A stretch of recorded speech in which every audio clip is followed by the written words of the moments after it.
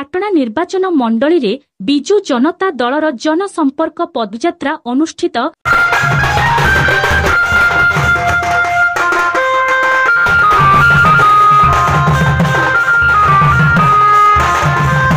केन्दुझर जिला पाटणा निर्वाचन मंडली रे बिजु जनता दल पूर्वतन विधायक जगन्नाथ नायकଙ୍କ प्रत्येक तत्वावधान रे जनसंपर्क पदयात्रा अनुष्ठित होई जाइछि। एही निर्वाचन मंडलीर केन्देईपसी ठारू पदयात्रा आरंभ होइथिला।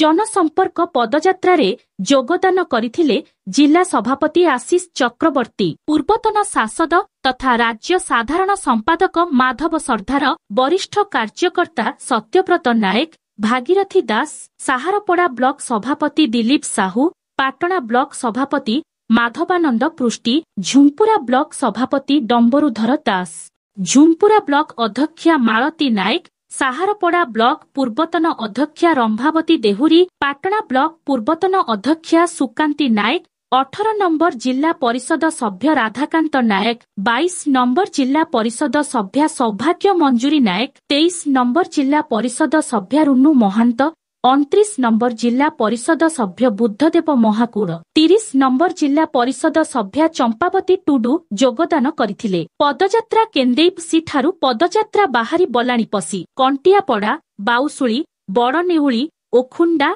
बारिया ठारे शेष होइथिला। एही जनसंपर्क पदयात्रा रे बिजु जनता दलर शह शह कर्मी सामिल होई जनसंपर्क पदयात्रा को सफल करिथिबा देखिबाकू मिलिछि।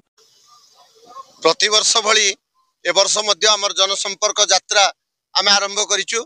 आज पाटना निर्वाचन मंडलीर केन्द्रस्थली केन्देईपसी आरंभ होइछे पदयात्रा एवं बारिया ठारे झुंपुरा ब्लॉक रो समाप्त हबो। एवं आज आपण माने देखुथिबे अति उत्साहर सहित हजार हजार संख्या रे कर्मी आमर पदयात्रा एवं जनसंपर्क यात्रा रे जोग देइचंती। गत 24 वर्षर नवीन पटनायक शासन समय रे ओडिशा प्रगतिर शिखर छुईथिबा बेले मात्र 1.5 वर्ष शासन समय रे ओडिशार जो दुर्गति हेलानी ताकू जनसाधारण सहित सचेतन करेबा आमर प्रमुख लक्ष्य।